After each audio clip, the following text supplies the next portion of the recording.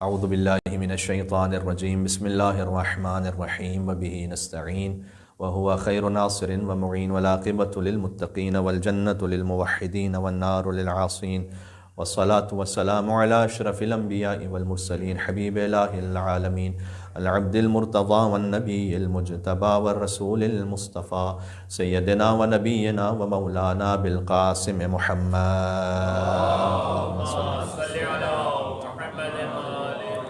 وعلى آلہ الطیبین الطاہرین المعصومین المظلومین سیما بقیت اللہ فی الارضین الذین اذهب اللہ عنہم الرجس وطہرہم تطہیرا رحمت اللہ علی محبیہم واللعنۃ الدائمۃ علی اعدائہم اجمعین۔ شب جمعہ امام زمانہ علیہ السلام کو یاد کرتے ہوئے ان کی دعا پڑھیں۔ بسم اللہ الرحمن الرحیم اللہم کن لولیک حجت ابن الحسن صلواتک علیہ وعلى آبائه في هذه الساعة وفي كل الساعة وليا وحافظا وقائدا وناصرا ودليلا وعينا حتى تسكنه أرضك طوعا وتمتعه فيها طويلا۔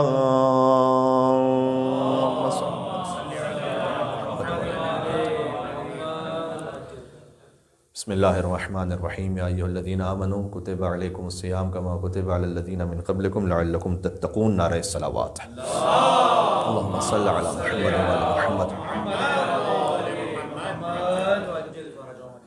شاید ہی کوئی خطیب ہو کہ جس نے رمضان گزرنے کے بعد اور عید بھی ختم ہو جانے کے بعد اس آیت کو پڑھا ہو جو میں نے آج پڑھا ہے آپ کے سامنے، کہ اے ایمان والو تم پر روزے فرض کیے گئے جس طرح سے تم سے پچھلی امتوں پر فرض کیے گئے تھے۔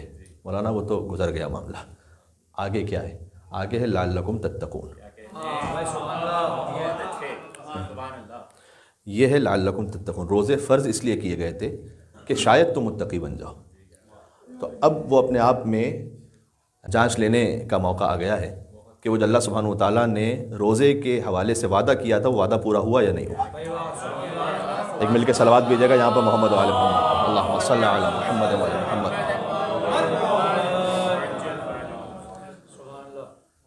لعلکم تتقون، اللہ سبحانہ وتعالیٰ نے فرمایا کہ شاید تم متقی بن جاؤ۔ تو شاید یہ اللہ کی نسبت سے نہیں ہے، ہماری نسبت سے۔ اللہ سبحانہ وتعالیٰ شاید نہیں کہتا کہ اسے معلوم نہ ہو کہ شاید یہ ہوگا یا نہیں ہوگا۔ میں نے آپ سے کہا کہ کل آپ نماز جمعہ میں تشریف لائیں گے، آپ نے کہا مولانا شاید اس لیے کہ آپ نہیں جانتے، لیکن اللہ سبحانہ وتعالیٰ کسی کے بارے میں نہیں کہہ سکتا کہ شاید وہ یہ کرے گا یا شاید وہ یہ نہیں کرے گا۔ اللہ کے معاملے میں شاید نہیں ہے، اس کا ما کان و ما یکون برابر ہے۔ اس کے لیے ماضی اور حال بالکل برابر ہے، مستقبل بالکل برابر ہے۔ اس کا علم ذاتی ہے، کسبی نہیں ہے۔ وہ عالم الغیب و شہادہ ہے، جو شہود ہے اس کا بھی علم رکھتا ہے، جو غیب اس کا بھی علم رکھتا ہے۔ تو پھر اللہ سبحانہ وتعالیٰ کیوں کہہ رہا ہے کہ شاید تم متقی بن جاؤ؟ یہ اس کی نسبت سے نہیں، مکلف کی نسبت سے، کہ اگر روزہ اس معیار پر رکھا تھا جو اللہ سبحانہ وتعالیٰ نے چاہا تھا تو پھر تم متقی بن جاؤ گے۔ لہذا تم روزہ رکھو شاید متقی بن جاؤ، یعنی فقط بھوکا پیاسا رہنے میں ضروری نہیں کہ تم متقی بن جاؤ گے، لیکن اگر روزہ ساری شرائط کے ساتھ رکھا تب متقی بن جاؤ گے، تب یہ بات طے ہے، تب یہ بات یقینی ہے۔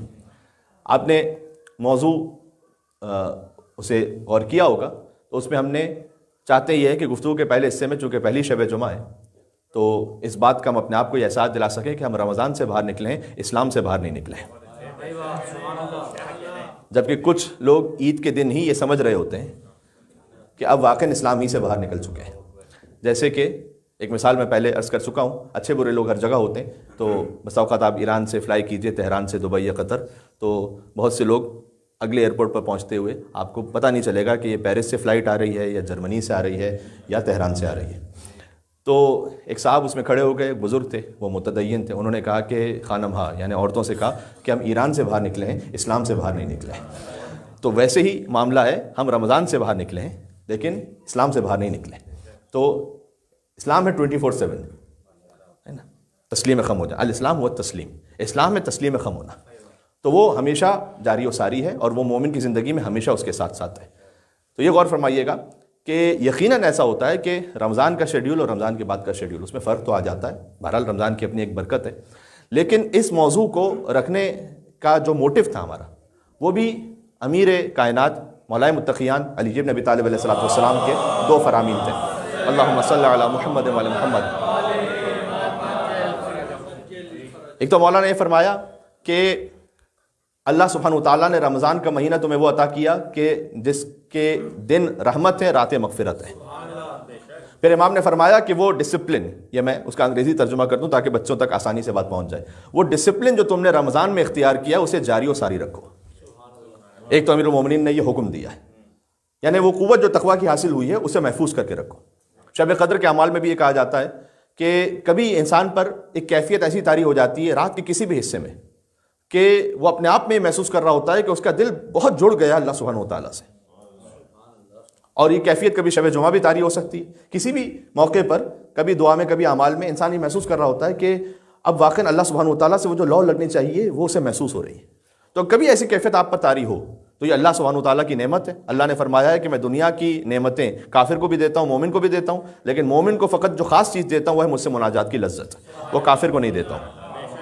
لہٰذا اگر اللہ سبحانہ وتعالیٰ نے کبھی آپ کو توفیق نصیب فرمائی، اور ہر ایک کی زندگی کا تجربہ ہے جس طرح سے آپ کے چہرے مجھے بتلا رہے ہیں کہ ہر ایک کی زندگی میں کبھی نہ کبھی کوئی ایسی کیفیت آتی ہے، دعا کمیل پڑھتے ہوئے، کبھی نماز میں، کبھی تعقیبات نماز میں، تو جب یہ کیفیت طاری ہو تو اس کو خود سے سبسائڈ نہ ہونے دیں، اس کو جاری و ساری رکھیں. یعنی کوئی ایسا کام نہ کریں کہ آپ یہ کیفیت خود ہی توڑ دیں. مثلا یہ کیفیت طاری تھی کہ ہم اچانک کوئی چیز یا ہم موبائل دیکھنے لگے، ہم نے کہا دیکھو واٹس ایپ پہ کیا میسج آیا ہوا ہے. یا فرض کیجئے کہ آج کل کسی منچلے کو فوراً ہی خیال آیا کہ میں ذرا آرٹیفیشل انٹیلیجنس پہ دیکھوں کہ سوال پوچھ کے کہ چیٹ جی پی ٹی پہ کیا جواب اس کا آ رہا ہے، تو اس کو اسی وقت کرنا ضروری نہیں ہے. آپ ذرا سا انتظار کریں اس کے لیے کہ جب یہ کیفیت آپ پہ طاری ہے تو آپ اس روحانیت کو جاری و ساری رکھیں. ہاں خود بخود یہ کیفیت ختم ہوگی اس لیے کہ ہم امام معصوم نہیں ہیں تو وہ الگ بات ہے.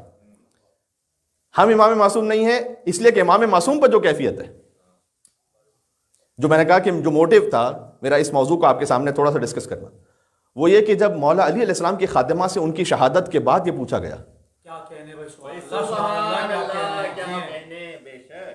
کہ عبادت کے 3 بڑے مہینے ہیں، رجب المرجب، شعبان المعظم، رمضان المبارک، یہ تو بتلائیے گا کہ آپ علی کے گھر میں رہتی تھی تو علی کس مہینے میں زیادہ عبادت کرتے تھے؟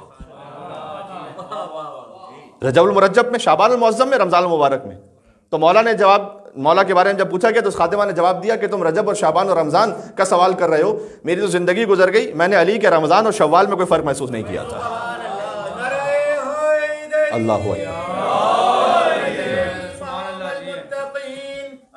یہ اس کیفیت کو جاری رکھنا. اللہم صلی علی محمد و علی محمد.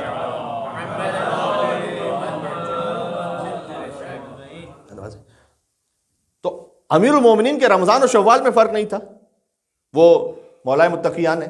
تو امام المتقین جو متقین کے امام ہیں ان کے رمضان اور شوال میں فرق نہیں، تو جو ان کے مقتدی ہیں ان میں کہیں نہ کہیں تو کوئی سنخیت ہونی چاہیے، کہیں نہ کہیں تو کوئی وہ اٹیچمنٹ ہونی چاہیے. تو بہت واضح میں نے عرض کر دیا کہ رمضان میں شیڈیول مختلف ہوتا ہے، سحری ہے، افطار ہے، دعائیں ہیں، شب قدر ہے. اس خاطر وہ شیڈیول اور وہ کیفیت نہیں طاری ہو سکتی. بہرحال ایک عام انسان کے لیے میں بات کر رہا ہوں. لیکن جب بھی وہ کیفیت طاری ہو تو ایک بات تو یس کر دی کہ اس کیفیت کو خود سے ختم نہ ہونے دیں، اسے کوشش کریں کہ جتنا اس کو پرولونگ کر سکتے ہیں وہ کیجیے آپ. اور اس کے لیے اہم ترین ہے خود یہ شب جمعہ. شب جمعہ شب عید ہے. اب چونکہ جمعہ ہر ہفتے آ رہا ہوتا ہے تو ہمیں اس عید کی قدر نہیں ہے، ورنہ جو حدیث میں فرمایا گیا کہ ہم اہل بیت علیہ السلام کے چاہنے والوں کے لیے 4 عیدیں، عید جمعہ ہے، عید الفطر ہے، عید الاضحیٰ ہے اور عید غدیر ہے.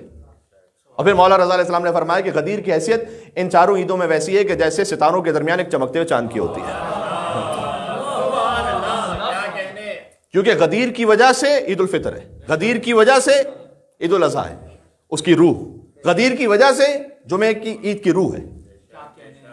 رمضان کا مہینہ تھا شہر اللہ، شہر اللہ کی روح ہے حجت اللہ. بات واضح.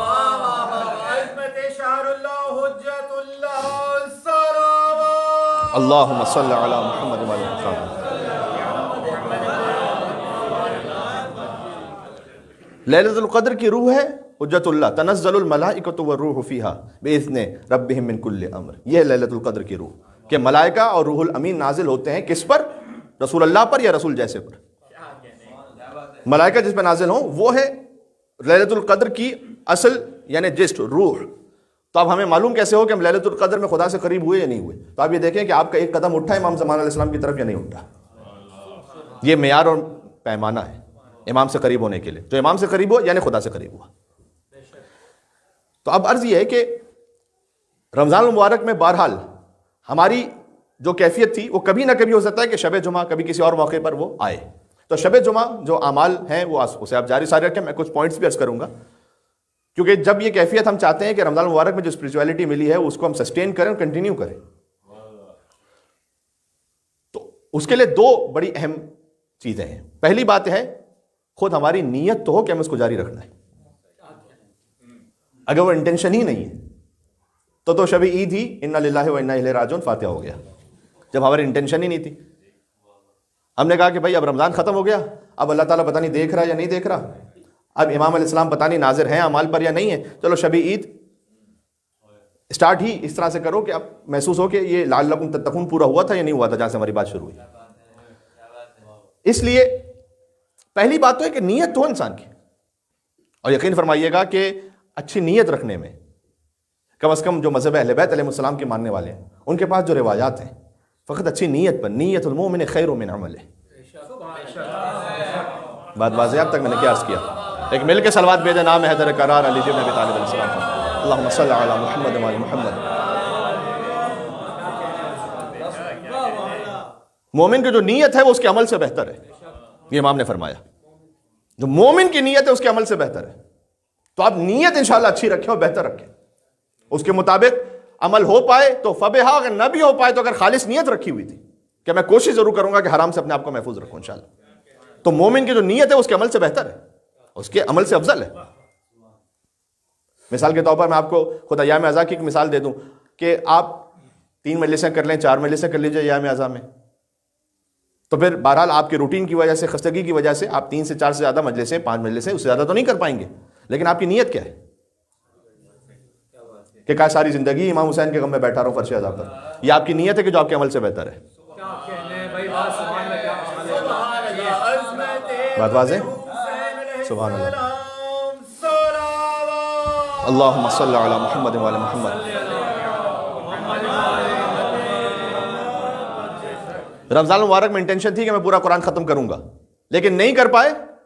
کوشش کی تھی, نیت عمل سے بہتر. نیت کو ہمیشہ بہتر رکھیں.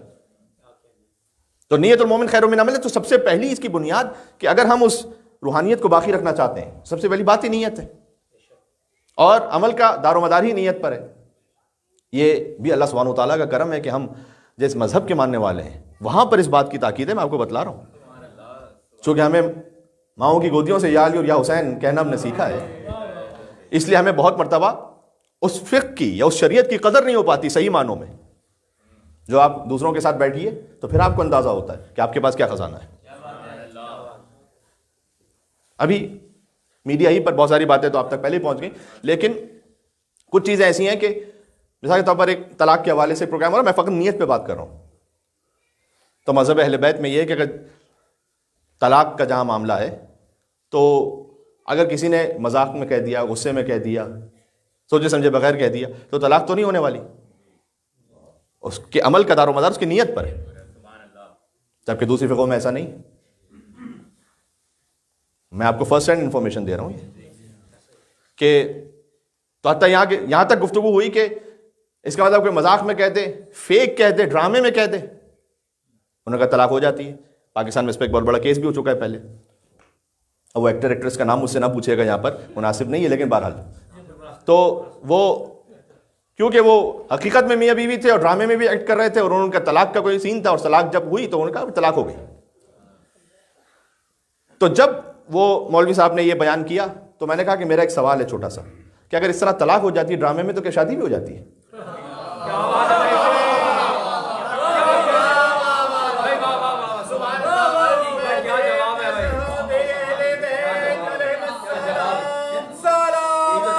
اللہم صلی اللہ.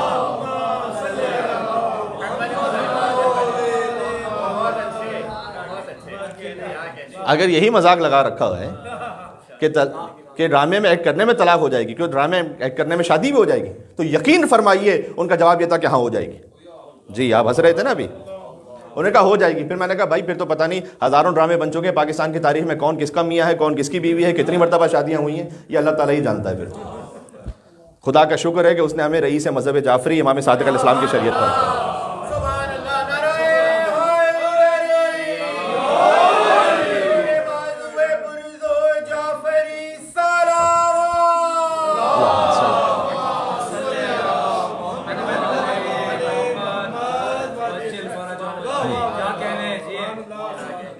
تو سب سے پہلی بات تو ہے نیت. عمل کا دار و مدار ہے ہی نیت پر کہ آپ کی نیت کیا ہے. تو نیت انشاءاللہ اچھی رکھیں کہ رمضان المبارک کے بعد بھی ہم اس معنویت کو باقی رکھیں گے، کوشش کریں گے. پہلے تو یہ نیت ہونی چاہیے، اس کے بعد اس پر ایکٹ اور پلان. ظاہر ہے کہ جب انسان نیت کرتا ہے تو پھر کوئی منصوبہ بھی بناتا ہے. تو کیا منصوبہ ہو سکتا ہے رمضان کے بعد سادہ کہ جس سے ہم اپنی اس معنویت کو باقی رکھیں؟ ایک تو یہ کہ کوشش کیجئے کہ جو رمضان میں عادت بنی ہوئی ہے نماز کو حتی الامکان فضیلت کے وقت میں ادا کیا جائے. اس لیے کہ نماز انسان کو مخاطب ہوتے ہوئے یہ کہہ رہی ہوتی ہے کہ اگر فضیلت کے وقت میں ادا کیا کہ تو نے مجھے نور عطا کیا، اللہ تجھے نورانی کر دے. سبحان اللہ. تو یہ، اور پھر آگے حدیث کا جملہ یہ ہے کہ نماز کو اگر کوئی مسلسل تاخیر سے پڑھتا رہے، قضا کی بات نہیں ہو رہی یہاں پر، تاخیر سے پڑھتا رہے، تو پھر حدیث کا ہی فقرہ ہے کہ نماز اسے مخاطب کر کے ہوئے کہہ رہی ہوتی ہے کہ ضیعتنی ضیعک اللہ، تو نے مجھے ضائع کیا تو اللہ تجھے ضائع کر دے. اب نماز جس کے لیے بد دعا کر دے کہ اللہ تجھے ضائع کر دے، تو پھر کیا روحانیت و معنویت رہ جائے گی اس کی زندگی میں. بات واضح ہے. اس لیے سب سے پہلی بنیادی بات تو یہ ہے کہ کوشش کریں کہ نماز کو آپ اس کے فضیلت کے وقت میں جتنا حد الامکان ہو سکے، مجھے معلوم ہے جاب ٹائمنگز، باقی معاملات، آپ کا کمیوٹ، لیکن جہاں تک ممکن ہو سکے اس کو انجام دیجیے. دوسرا، جو تلاوت قرآن رمضان المبارک میں جاری تھی اس کو کسی نہ کسی حد میں جاری رکھیں. یہ میں آپ کو کچھ پوائنٹس دے رہا ہوں جو میرے لیے بھی آپ کے لیے بھی ہیں. رمضان المبارک میں تلاوت قرآن والا وہ تو روز 1 سے 12 پڑھ رہے تھے، آپ پڑھ سکیں تو کیا ہی کہنا. اگر نہیں پڑھ سکے تو ایک حدیث ہے ہمارے پاس ان امام کی کہ جنرل البقیع میں جن کی قبر ہے، یعنی مولا ابو جعفر محمد بن علی الباقر علیہ الصلوۃ والسلام کی. اللہم صل علی محمد. مولا نے فرمایا کہ جو روزانہ 10 آیتوں کو پڑھے کم از کم، لم یکتب من الغافلین، اللہ اسے غافلین میں نہیں لکھے گا.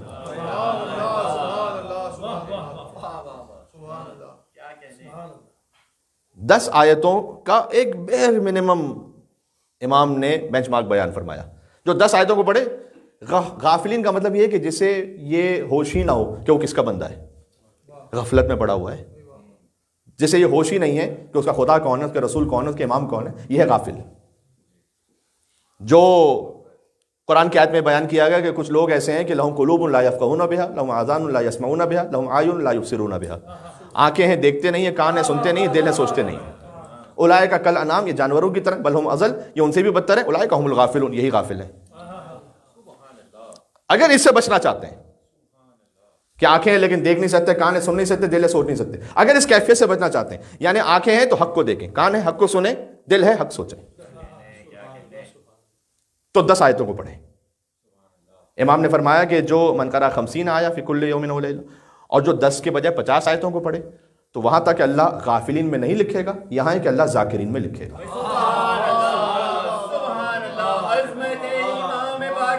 بات واضح؟ سبحان اللہ. مل کے صلوات بھی، اللہم صل علی محمد و علی محمد. یہ رمضان المبارک کے بعد کا دستور العمل ہے کہ جو میں آپ کے لیے اپنے لیے یہاں بیان کر رہا ہوں. جو 50 آیتوں کو پڑھے اللہ اسے ذاکرین میں لکھے گا.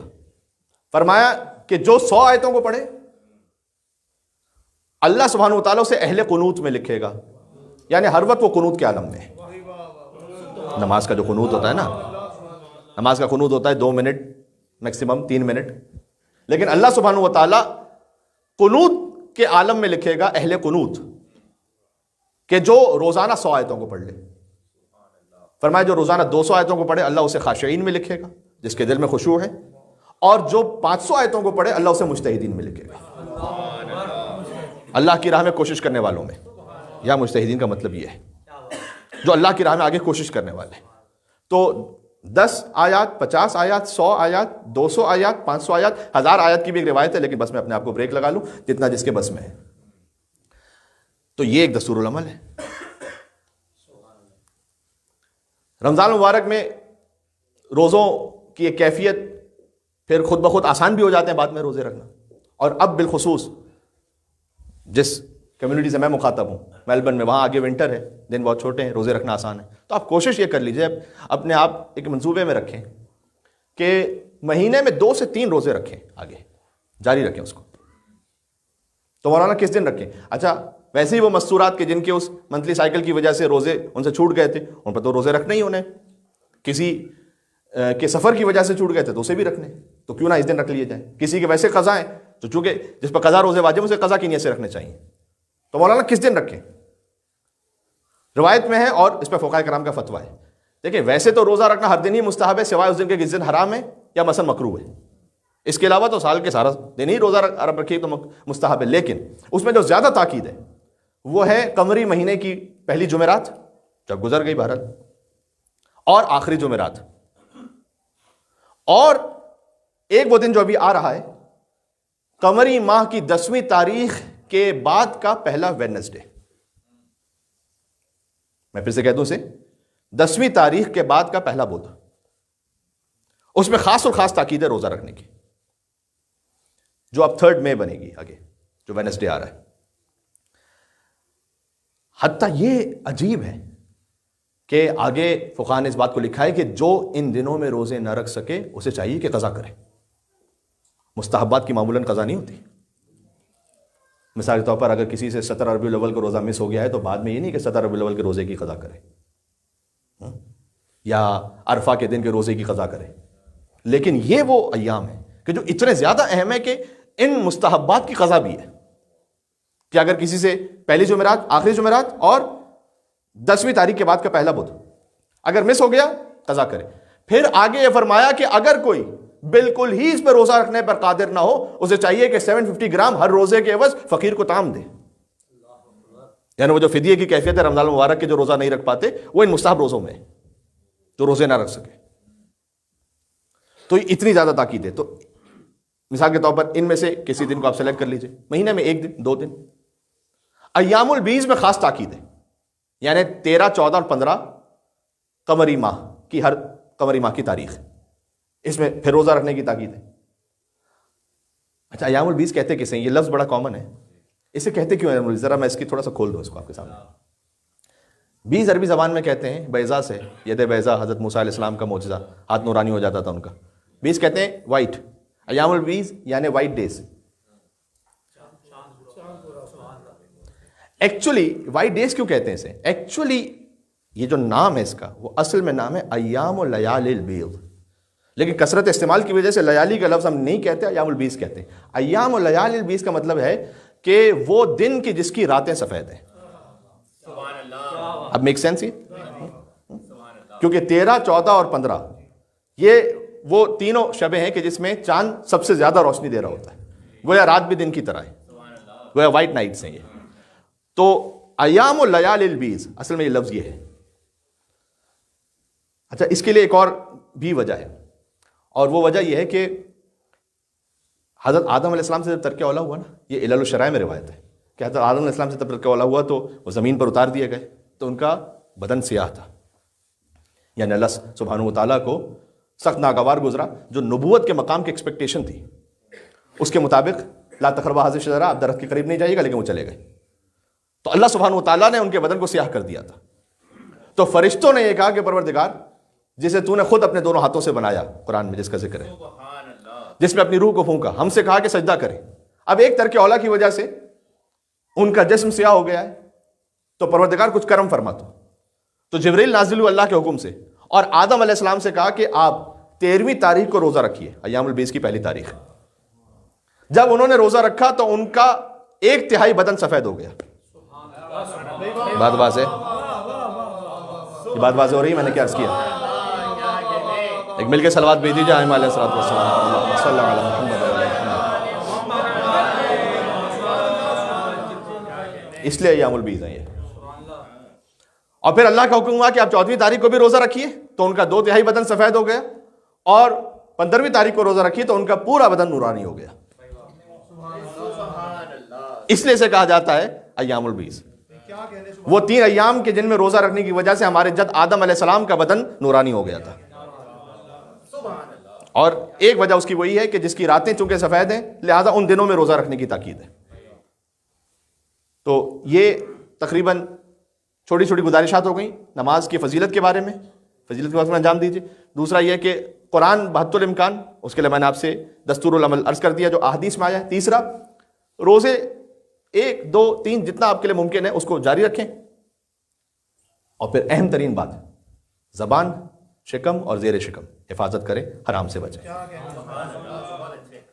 یہ وہ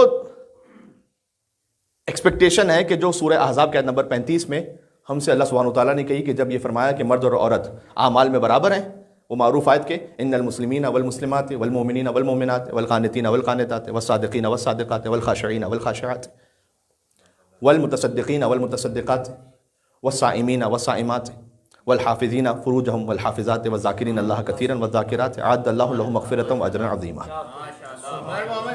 سبحان اللہ، اللہم صل علی محمد وعلی محمد۔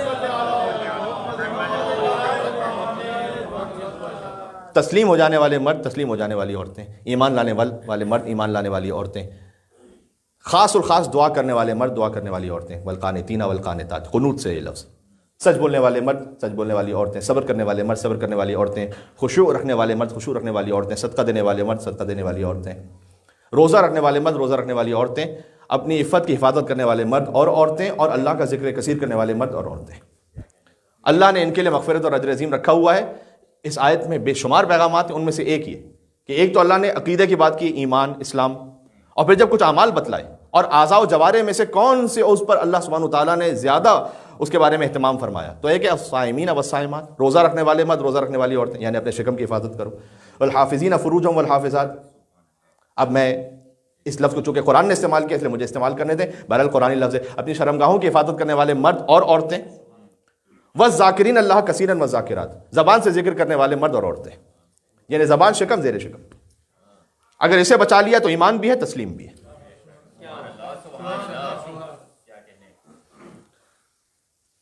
اور اس میں ساتھ ہی جو اہم ترین ایک بات ہے وہ ہے کہ اپنی نگاہ کو حرام سے بچا لیجیے۔ آج میں دیکھ رہا تھا احادیث کو، فقط نگاہ کے سلسلے میں امیر بیان نے جتنی احادیث بیان فرمائی ہیں، اگر اس پہ گفتگو کی جائے تو ایک پورا خمسہ چاہیے۔ کیا دیکھیں، کیا نہ دیکھیں، کیا اس میں خطرات ہیں، صحیح ہے، رسک کیا ہیں اس میں۔ ذات پر جناب امین نے فرمایا ہے کہ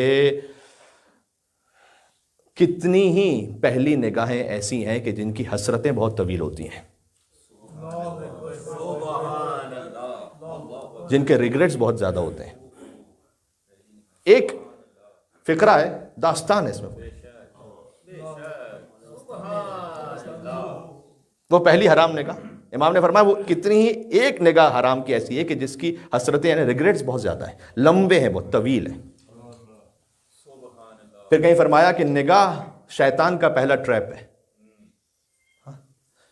پھر کہیں پر فرمایا کہ نگاہ وہ ہے کہ جس میں پوٹینشیل سب سے زیادہ کہ تم حرام میں پڑو گے۔ کہیں فرمایا، ایک حدیث بڑی لطیف، امام نے فرمایا کہ تمام اعضائے بدن میں سے آنکھ سب سے زیادہ ناشکری ہے۔ کیا مطلب اس کا؟ پھر امام نے اس کی آگے وضاحت فرمائی، آنکھ اس لیے سب سے زیادہ ناشکری ہے کہ جتنا بھی اسے اس کی من پسند چیز دکھلا دو کبھی سیر نہیں ہوگی۔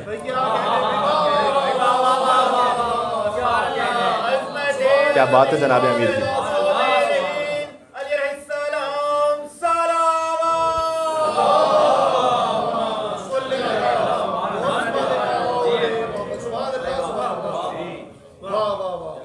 مولا نے کہا کہ اس آنکھ کو جتنا بھی اس کی خواہش کے مطابق پر کر دو، کبھی یہ سیر اور سیراب نہیں ہونے والی، اس کی خواہش ہمیشہ باقی رہے گی جو تمہاری ذلت اور رسوائی پہ ختم ہوگی۔ اس لیے جناب امین نے یہ بھی فرمایا کہ جب نگاہیں شہوتوں کو دیکھنے کی عادی ہو جائیں تو دل عاقبت سے اندھا ہو جاتا ہے، یعنی اب دل کو فکر نہیں ہوتی کہ میرا انجام کیا ہونے والا ہے۔ خود بخود یہ آنکھوں کا اور دل کا اور نگاہوں کا اور قلب کا یہ ایک کنیکشن ہے. کون بتلا سکتا تھا سوائے ہمیں جو خود عین اللہ ہو. انا قلب اللہ الواعی، میرے مولا نے فرمایا میں اللہ کا وہ قلب ہوں کہ جو کبھی سوتا نہیں، ہمیشہ بیدار رہتا ہے. یہ کتاب توحید میں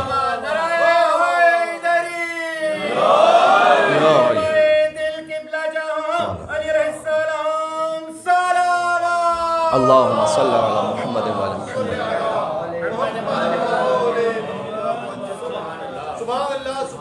بات واضح ہو گئی جی. تو اپنے نگاہ کو حرام سے محفوظ رکھیں، بہت اہم ہے. بات کو میں یہاں سمیٹ رہا ہوں. جن البقیع کے حوالے سے جو اس کا ہسٹوریکل پرسپیکٹیو ہے اور اس کا ریلیجس بیک گراؤنڈ ہے، جو انٹلیکچولی ہم اس بارے میں اپنے عقائد کے سلسلے میں دلیل رکھتے ہیں، وہ جتنا ہو سکا خود سیٹرڈے ہی کو ایک ہمارے حیدرآبادی مومن بھائی ان کے یہاں مجلس ہے، میں اس میں پیش کروں گا، چونکہ وہ اس وقت سے زیادہ قریب بھی ہوگا اور اس وقت چونکہ پہلی شب جمعہ رمضان کے بعد، تو یہ کچھ باتیں پیش کرنا بھی بہت ضروری تھی. لیکن ہم موضوع سے متصل رہیں اور اختتام اس طرح سے ہو کہ ائمہ بقیع 4 امام ہیں جو جن البقیع میں مدفون ہیں. یہ اپنے ذہن میں کلیئر رکھیے گا اور بچوں کو بھی کلیئر کروائیے گا کہ بی بی فاطمہ الزہرا کی قبر جن البقیع میں نہیں ہے، منسوب ہے، نہیں معلوم کہ کہاں ہے. تو اگر ہم خود ہی یہ کہتے رہیں بار بار کہ بی بی فاطمہ کی قبر جن البقیع میں ہے اور ان کی قبر مسمار ہوئی، تو پھر یہ آرگومنٹ ہم لوز کر دیں گے کہ بی بی فاطمہ کی تو قبر کا پتہ ہی نہیں تھا. وہ تو کہیں گے کہ پتہ ہے. اس کا مطلب ایک احتمال ہے اور اس نسبت سے گریہ بھی ہونا چاہیے، مصائب بھی ہونے چاہیے، ماتم بھی ہونا چاہیے، وہ سب اپنے مقام پر. لیکن در حقیقت خود بی بی کو جو سلام ہے وہ کس طرح سے السلام علیک ایتہ المظلومۃ المغصوبہ، اس بی بی پر سلام جو مظلومہ بھی ہیں جن کا حق غصب کیا گیا ہے، المظلومۃ بعلھا جن کے شوہر مظلوم ہے، المقتول ولدھا جن کا بیٹا محسن مقتول ہے، المقصورۃ ضلعھا جن کا پہلو شکستہ ہے، المخفیۃ قبرھا جن کی قبر مخفی ہے، والمخفیۃ قدرھا جن کی قدر بھی مخفی ہے. ہاں جی، یہ بی بی فاطمہ الزہرا سلام اللہ علیہا کی زیارت ہے جن کی قبر بھی مخفی ہے اور جن کی قدر بھی مخفی ہے. لہذا فاطمہ زہرا ہیں لیلۃ القدر جو مخفی ہے. من ادرکہا فقد ادرک لیلۃ القدر، جس نے بی بی فاطمہ الزہرا کو درک کیا اس نے لیلۃ القدر کو درک کیا، سب نے نہیں کیا. لیلۃ القدر کی حقیقت ہے بی بی فاطمہ الزہرا سلام اللہ علیہا، اور ان کے فرزند امام زمانہ حجت اللہ عجل اللہ تعالیٰ فرج الشریف، یہ لیلۃ القدر کی حقیقت ہے. اللہم صلی علی محمد وعلی محمد. اور بی بی کی قبر کے بارے میں جو 3 احتمالات ہیں ان میں سے جو سب سے کم احتمال ہے وہ جنت البقیع ہے. یہ بات ذہن میں رکھیے گا. البتہ اس جملے کو کہنے میں کوئی حرج نہیں کہ ایک احتمال ہے کہ بی بی فاطمہ الزہرا سلام اللہ علیہا کی قبر وہاں پر ہے. زیادہ امکان ہے امام حسین کی دادی بی بی فاطمہ بنت اسد کی قبر وہاں پر. لیکن جو 4 ائمہ ہیں ان کی قبر وہاں، امام حسن مجتبی علیہ السلام، امام زین العابدین علیہ السلام، امام محمد باقر علیہ السلام، امام جعفر صادق علیہ السلام، جن کی قبریں مسمار ہیں اور ویران ہیں. میں چاہتا تھا کہ شب جمعہ بھی ہے، معمولاً ایسا نہیں ہوتا کہ ان ائمہ بقیع کی جو ایک مشترکہ مختصر زیارت ہے وہ پڑھی جائے. یعنی جو امام حسن کی بھی زیارت ہے، امام زین العابدین کی بھی ہے، امام محمد باقر اور امام جعفر صادق علیہ السلام، سب کی مشترکہ زیارت ہے ایک. اس کے چند فراز آپ کی خدمت میں پیش کر دوں. زیارت کا ثواب بھی ہو جائے گا، ائمہ بقیع کا ذکر بھی ہو جائے گا. یا موالیہ، اے میرے مولاؤں، پلورل ہے یہاں پر. یا ابنا رسول اللہ، اے رسول اللہ کے بیٹوں. کچھ باتیں جو بڑی سیکھنے کی ہیں یہاں پر. زیارت سے بڑھ کر اہل بیت علیہ السلام کی معرفت کا شناس نامہ اور کوئی ہو نہیں سکتا، یہ ذہن میں رکھے گا. اس لیے کہ یہ زیارتیں کسی عام عالم نے نہیں لکھی ہوئی، یہ زیارتیں امام معصوم نے تعلیم فرمائی. تو آپ جب جس امام کی زیارت پر جائیں ان کی زیارت کو اچھی طرح سے پڑھا کریں، اس کا ترجمہ دیکھا کریں، تو ہمیں پتہ چلے کہ ائمہ بقیع علیہ السلام ان کے لیے اللہ سبحانہ وتعالیٰ نے کن مقامات کو ہمیں بیان کیا ہوا ہے، اس کا اولین منبع خود زیارت ہے ان کی. عبدکم، میں آپ کا عبد ہوں، یعنی آپ کا غلام ہوں. وابن امتکم، آپ کی کنیز کا فرزند ہوں. ہم 4 ائمہ سے یہ کہہ رہے ہیں. آپ غور فرما رہے ہیں اس زیارت میں کیا تواضع، انکساری و ذلت ہے. ہاں خود یہ ذلت کا لفظ ابھی آگے آ رہا ہے، اس لیے میں نے سمجھا الذلیل بین ایدیکم، میں ایک بندہ ذلیل کی طرح آپ کے سامنے کھڑا ہوں. یہاں یہ بات ذہن میں رکھیے گا. وہ قبور یقیناً مسمار ہیں، لیکن ان قبور کے مسمار ہونے کا مطلب یہ نہیں کہ وہاں شان و شوکت کوئی کم ہو گئی ہے، کہ اپنے ذہن سے نکال دیجئے گا. یعنی جہاں دنیا میں ان پر ظلم ہوا ہے وہ ظلم اپنے مقام پر، اس کا ذکر بھی ہم کریں گے، اس پہ احتجاج بھی کریں گے. لیکن کیا قبر امام رضا علیہ السلام میں اور قبر امام حسن علیہ السلام میں کوئی فرق ہو گیا؟ کیا فرق ہے؟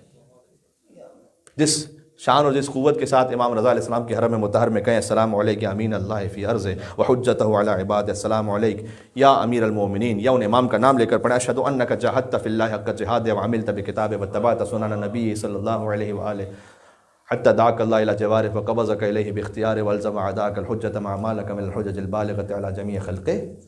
جس شان و شوکت سے امام حسین علیہ السلام کے حرم میں کربلا معلیٰ میں کہیں، اسی قوت و شان و شوکت کے ساتھ جن البقیع کی مسمار قبروں کے سامنے کھڑے ہو کر کہیں، بے نہیں اسی طرح سے،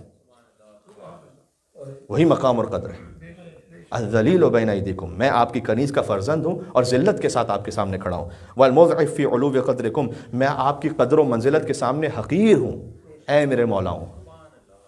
والمعترف بحقکم، یہ جن البقیع کے ائمہ کی زیارت ہے کہ میں آپ کے حق کا اعتراف کرتا ہوں۔ جاءکم مستجیرا بکم، کیا ترجمہ ہے؟ میں آپ کے پاس پناہ لینے آیا ہوں۔ اب کوئی کہے کہ مولا آپ کی تو خود کی قبر مسمار ہے، نہ اس ظاہر کو نہ دیکھو۔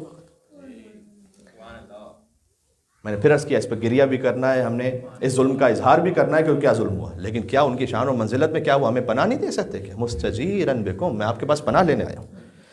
قاصدا الی حرمکم متقربا الی مقامکم، میں آپ کے مقام سے اللہ کے قرب طلب کرنا چاہتا ہوں۔ متوسلا الی اللہ تعالی بکم، اللہ کی طرف آپ کو وسیلہ بناتا ہوں۔ اور پھر کہیں یہ قبرستان سے باہر کھڑے ہو کر جملے، ادخلوا یا موالیہ، کیا مجھے اجازت ہے اے میرے مولاؤں کہ میں آپ کی قبر کے پاس آ جاؤں؟ ادخلوا یا اولیاء اللہ، ادخلوا یا ملائکۃ اللہ المحدقین بہذا الحرم المقیمین بہذا المشہد، حرم کا لفظ ہی ہے خود زیارت میں، کیا مجھے اجازت ہے کہ میں آپ کے حرم میں آؤں؟ حرم تو ہے وہ، کیا میں آپ کے حرم میں آ سکتا ہوں؟ وہ ملائکہ مقربین کے جو آپ کے حرم کے اطراف میں ہیں، اے ملائکہ کیا مجھے اجازت ہے کہ میں وہاں جاؤں؟ سبحان اللہ۔ اس کے بعد جملہ ہے کہ ذلت و انکساری سے داخل ہو جن البقیع میں اور اپنا دایاں پیر پہلے رکھیں اور یہ کہنا شروع کریں کہ اللہ اکبر کبیرہ والحمد للہ کثیرہ، یعنی خدا کی حمد و ثنا بیان کریں۔ اور خدا متعال کے بہت سارے یہاں پر نام ہیں، الفرد الصمد الماجد الاحد، یہ اللہ سبحانہ وتعالیٰ کے نام لیں وہاں پر، اور اللہ سے کہیں کہ پروردگار تو نے تیری حمد اس بات کر کے مجھ پر احسان کیا کہ میں یہاں تک پہنچا، ولم یجعلنی عن زیارتہ ممنوعا، تو نے ان کی زیارت سے مجھے ممنوع قرار نہیں دیا، بل تطول منح، اور احسان اور عطا کی کہ میں یہاں تک پہنچا۔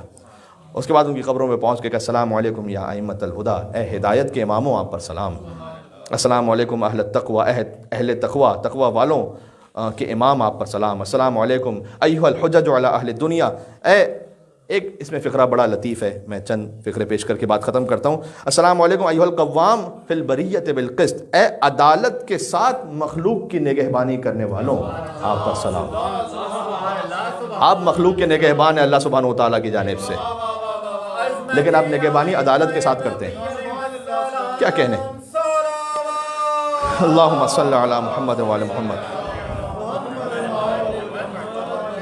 اس زیارت کا ثواب ہم سب کے مرحومین تک پہنچے، آپ سب اس زیارت کے الفاظ میں شریک ہیں۔ اللہ کے خاص چنے ہوئوں پر سلام۔ السلام علیکم آدم صفوۃ اللہ ہے نا، السلام علیکم یا اہل الصفوہ، اس زیارت میں وہ ہے، اے اللہ کے خاص الخاص چنے ہوئے آپ پر سلام، اے آل رسول آپ پر سلام۔ السلام علیکم اہل النجوہ، اے اللہ سے مناجات کرنے والوں آپ پر سلام۔ اس کے بعد امام کا مرثیہ بھی ہے اس میں، کہ اس سے پہلے فضائل کی ایک بات ہے جو شبیہ ہے اشہد انک کنت نورا فی الاصلاب الشامخہ سے، لیکن اس میں ایک کیفیت اور ہے، کاش وہ میں پہنچا سکوں آپ تک، تو مجلس جنت البقیع میں جو میں چاہ رہا ہوں وہ جو توسل وہ حاصل ہو جائے گا انشاءاللہ۔ فرمایا کہ لم تزالوا بعین اللہ ینسخکم من اصلاب کل مطہر، آپ مسلسل اللہ کی نگاہوں کے سامنے پاکیزہ صلبوں سے گزرتے رہے، وینقلکم من ارحام المطہرات، اور ارحام مطہرات تک آپ کا نور اللہ کی نگاہوں کے سامنے منتقل ہوتا رہا۔ لم تدنسکم الجاہلیت الجہلا، کسی جاہل کی جہالت نے نہ آپ کے صلبوں میں آپ کو مس کیا نہ آپ کے ارحام میں آپ کو مس کیا۔ کیا کہنا ہے؟ سبحان اللہ۔ یا اللہم صلی علی محمد وعلی محمد۔ یہ حضرت آدم سے لے کر حضرت خاتم تک کہ ایک ایک صلب اور ایک ایک رحم کی ضمانت لی ہے امام نے زیارت میں۔ کہ جاہلوں کی جہالت نے نہ آپ کو اسلاب شامخہ میں مس کیا نہ رحم مطہرہ میں مس کیا. سبحان اللہ. ولم تشرک فیکم فتن الاہوا، اور خواہشات نفسانی کے فتنے نہ آپ کے اسلاب میں شامل ہوئے نہ آپ کے ارحام میں شامل ہوئے. یعنی کوئی خواہشات نفسانی نہیں تھی. کیا کہنے، کیا کہنے. طبتم وطاب منبتکم، آپ بھی طیب ہیں، آپ کا منشأ وجود بھی طیب ہے. اور جزا دینے والے رب العالمین نے ہم پر یہ احسان کیا کہ آپ کو اس دنیا میں بھیجا. وجعل صلاتنا علیکم رحمۃ لنا، کہ جب ہم آپ پر درود بھیجیں تو اللہ ہم پر رحمتوں کو نازل کرے.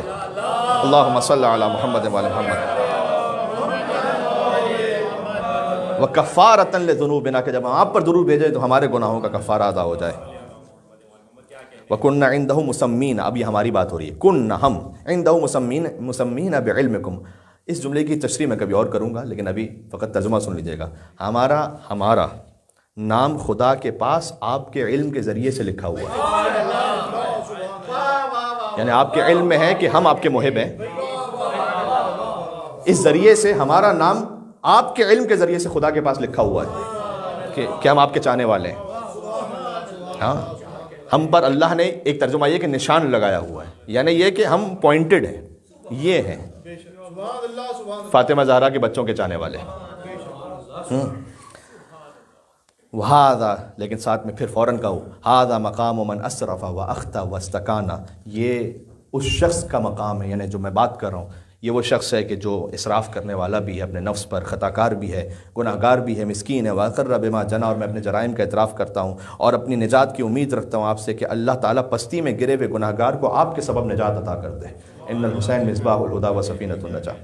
سبحان اللہ. تو بس آپ میری شفاعت کیجئے گا اللہ سبحانہ و تعالیٰ کی بارگاہ میں، جبکہ دنیا والے آپ سے منہ موڑ چکے ہیں. سبحان اللہ. اور انہوں نے اللہ کی آیتوں کا مذاق اڑایا، یہاں تک کہ بات پہنچی یہ زیارت کی کچھ فقرے ہیں. یعنی اس میں امام علیہ السلام کی شان و شوکت بھی ہے، اپنی عاجزی بھی ہے، لیکن امام سے ہمارا تعلق بھی ہے. یہ ہے جنت البقیع. عزیزوں، بی بی فاطمہ الزہرا مصائب کے لیے میں یہی کہہ سکتا ہوں. ایک تو یہ کہ اس وقت جنت البقیع کا کوئی زائر نہیں ہے، تو کیوں نہ اپنے دلوں کو جنت البقیع روانہ کریں، کیوں نہ اپنے دل ہی کو مدینہ بنائیں اور یہیں سے بیٹھ کر سلام کریں ان چاروں ائمہ کو اور ان کی ماں فاطمہ الزہرا کو اور مادر ابو الفضل عباس بیوی ام البنین سلام اللہ علیہا کو اور ان کے اصحاب باوفا کو کہ جو مدفون ہے جنت البقیع میں، جن کی قبریں شکستہ ہیں اور ویران ہیں. آپ دنیا کے بہت سارے قبرستانوں میں گئے ہوں گے، شاید ہی کوئی قبریں ایسے مسمار اور ویران ہوں جیسے حسین کی ماں سے منسوب قبر ویران ہے، جہاں جوانان جنت کے سردار امام حسن مجتبیٰ علیہ السلام، ان کی قبر پہ وہاں کوئی زیارت پڑھ نہیں سکتا، کوئی ماتم کر نہیں سکتا. امام حسن علیہ السلام کے بارے میں ایک فقرہ ہے ان کی زیارت میں، جو ان کی مخصوص زیارت ہے، جو امام حسین کی زیارت میں بھی نہیں ہے. یہ سن لیجئے گا پہلے کہ اشہد انک عشت مظلوما. جی، امام حسین کی زیارت میں اشہد انک قتلت مظلوما، اے مولا میں گواہی دیتا ہوں کہ آپ مظلومانہ شہید کیے گئے. امام حسن کی زیارت میں پتہ ہے کہ اللہم اشہد انک عشت مظلوما، مولا میں گواہی دیتا ہوں کہ آپ مظلومانہ زندگی گزارتے رہے. ہاں، حسین کی شہادت مظلومانہ، امام حسن کی تو زندگی ہی پوری مظلومانہ ہے. ایک روایت میں نے ایک ایرانی مداح سے سنی تھی اور میں اعتماد کرتے ہوئے اس بات کو پڑھ رہا ہوں کہ ایک شخص آیا تھا کہ جو امام حسن علیہ السلام کے ساتھ بچپن میں ہوا کرتا تھا. امام حسن کی شہادت تو 47 سال کے سن میں ہو گئی، تو وہ بعد میں امام سے ملاقات کے لیے آیا تو اس نے دیکھا کہ امام کے چہرے پر ان کی جو ریش مبارک ہے اس میں بہت سے بال سفید ہیں. تو اس نے پوچھا کہ اے حسن مجتبیٰ، میں اور آپ ساتھ ہی تھے، لیکن میری داڑھی کے تو اتنے بال سفید نہیں کہ جیسے آپ کے سفید ہیں. تو امام نے ایک جواب اس کے سامنے دیا، فرمایا کہ پہلے تو اپنی فضیلت کا اظہار فرمایا کہ ہم بنی ہاشم وہ ہیں کہ جن میں وجاہت پہلے آ جاتی ہے اور اللہ سبحانہ وتعالیٰ میں وجاہت دوسروں سے زیادہ عطا کرتا ہے، یعنی گریسفلنس. اور جب وہ چلا گیا تو امام کے غلام ساتھ میں تھا، اس کی جانب دیکھ کر امام نے اپنی ریش مبارک کو رکھا اور فرمایا کہ ماں کے مصائب نے حسن کو بوڑھا کر دیا. جنت البقیع. فاطمہ زہرا سلام اللہ علیہا کی قبر ویران آج سے نہیں، وہ تو جب بی بی کو دفن کیا گیا تب بھی کوئی چراغ نہیں تھا وہاں پر۔ جناب امین نے رات کی تاریکی ہی میں دفن کیا، اس کے بعد کوئی چراغ تو روشن ہو نہیں پایا وہاں پر، اس لیے کہ قبر زہرا کو نامعلوم رکھنا تھا۔ قدیمی علماء اس بات کو اس طرح سے پڑھتے تھے کہ جب مولا علی رات کی تاریکی میں بی بی فاطمہ کی قبر پہ جاتے تھے تو جب انتظار کرتے تھے کہ مدینہ کا آخری چراغ بھی بجھ جائے، جب مدینہ کے سارے چراغ رات میں بجھ چکے ہوتے تھے، اس وقت مولا علی علیہ السلام اپنے بیت الشرف سے باہر نکلتے تھے حسن اور حسین کو لے کر، تاکہ قبر زہرا پہ پہنچ کے زیارت پڑھ سکے وہاں پر۔ عزیزوں، مجھے تو نہیں سمجھ میں آتا، آپ اپنے آپ سے پوچھئے گا، کیا ایک لات لگنے سے کسی کی پسلیاں ٹوٹ سکتی ہیں؟ مجھے معاف کیجیے گا، میں نے یہ جملہ سادات کرام کے سامنے کہا ہے، جدہ سادات بی بی فاطمہ تو زہرا سلام اللہ علیہا، کیا ایک ضربت سے کسی کی پسلیاں ٹوٹ سکتی ہیں؟ یا اللہ جانے کتنے لوگ تھے کہ جو فاطمہ زہرا کے اوپر سے گزرتے رہے، اللہ جانے کتنی مرتبہ فاطمہ زہرا کو در و دیوار کے درمیان ایسے دبا دیا گیا۔ اس کا جواب میں آپ کو ایک اور دیتا ہوں، ہاں پسلیاں ٹوٹ سکتی ہیں اگر وہ خاتون حاملہ بھی ہو اور دروازے میں میخ بھی ہو، اور میخ کو اس بیوی کے جسم اتھر میں پیوست کر دیا جائے اور وہ دروازہ جل رہا ہو، ہاں تب پسلیاں ٹوٹ سکتی ہیں اس بیوی کی کہ جو مادر سادات ہیں، بی بی فاطمہ تو زہرا۔ ایک لمحے سے میں آپ کو یہاں سے لے کے چلوں مدینہ منورہ، ایک لمحے سے مدینہ منورہ سے، اور پھر چلتے ہیں کربلا معلیٰ، شب جمعہ بھی ہے، بات اختتام تک پہنچ جائے گا۔ بی بی فاطمہ تو زہرا، دیکھیں جو حسین کے لاشے کا حل ہوا ہے وہ فاطمہ کی قبر کا حل ہوا۔ جب بی بی کا آخری وقت تھا تو صندوقچہ نکال کر بی بی زینب سلام اللہ علیہا کو 3 کفن حوالے کیے تھے۔ پہلا کفن دیا کہ یہ میرا کفن ہے، دوسرا کفن دیا کہ یہ آپ کے بابا علی کا کفن ہے، تیسرا کفن دیا کہ امام حسن علیہ السلام کا کفن ہے۔ تو بی بی زینب دیکھتی رہی تھی کہ صندوقچے میں کوئی اور بھی کفن باقی ہے۔ اچھا، میں اس روایت کو اس طرح سے بھی لیتا ہوں کہ شاید بی بی زینب کے دل کو تسلی ہو گئی ہو، ہاں یعنی میں حسین سے پہلے مر جاؤں گی، مجھے حسین کو کفن نہیں دینا پڑے گا۔ شاید یہ خیال آیا ہو کہ میں حسین سے پہلے ہی دنیا سے گزر جاؤں گی، لہٰذا ماں فاطمہ نے حسین کا کفن میرے حوالے نہیں کیا۔ زینب وہ منظر نہ دیکھے کہ حسین کو مارا جائے اور زینب کو کفن دینا پڑے حسین کو۔ لیکن بی بی فاطمہ نے شہزادی سے کہا کہ وہ ایک پیراہن لے آنا۔ وہ جب پیراہن آ گیا نا، فرمایا یہ حسین کا کفن ہے، یہ کفن حسین کو دے دینا۔ ہائے ہائے ہائے، یہ پیراہن بی بی کی نگاہوں کے سامنے ہمیشہ رہا۔ لہٰذا جب رخصت آخر کے لیے، ایک لمحے کو چلے ہم کربلا، رخصت آخر کے لیے حسین تشریف لائے تو فرمایا ایتینی بثوب انیق، بہن وہ پیراہن تو دے دیجیے گا جسے ماں سیتی جاتی تھی اور روتی جاتی تھی۔ لیکن اس کے بعد آقا عبداللہ الحسین اس پیراہن کے ساتھ وہ کام کیا کہ شہزادی زینب کا دل کوئی اور ٹکڑے ٹکڑے ہو گیا۔ امام حسین نے اپنی تلوار سے اس پیراہن کو چاک چاک کر دیا۔ کہ بھیا یہ کفن آپ نے چاک چاک کیوں کر دیا؟ کہ اس لیے کہ میری شہادت کے بعد میرے لباس کو لوٹ لیا جائے۔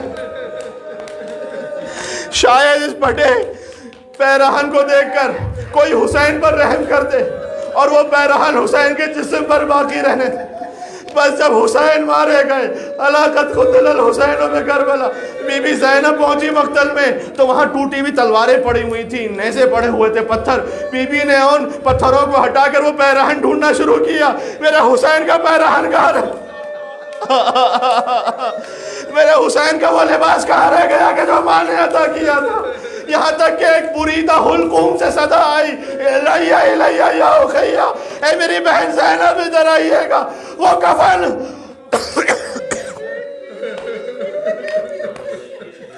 حسین کے جسم پر پارا پارا، حسین کا لباس کچھ لوٹ لیا گیا تھا، کچھ حسین کے جسم پر رہ گیا۔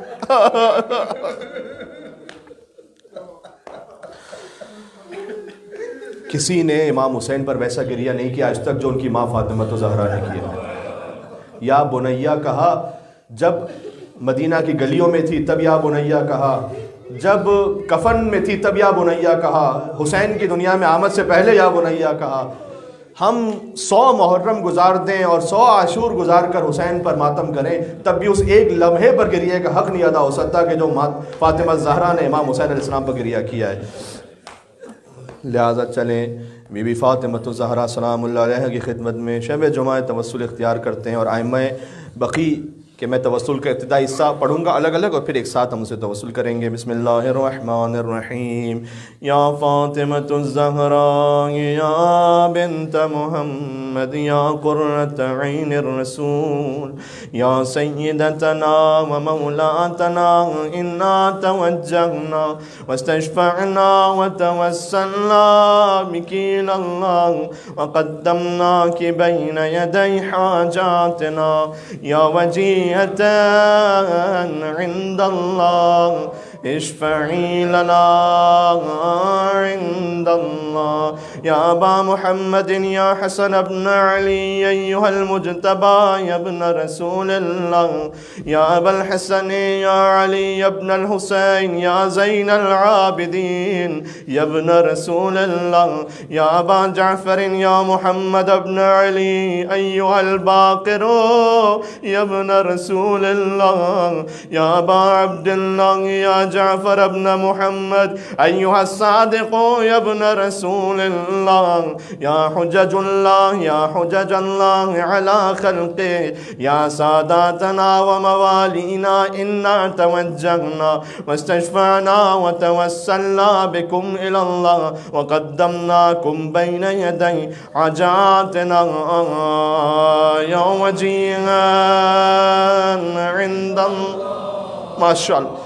اشفع لنا امام حسن اب امام زین العابدین کی نیت سے یا وجیہا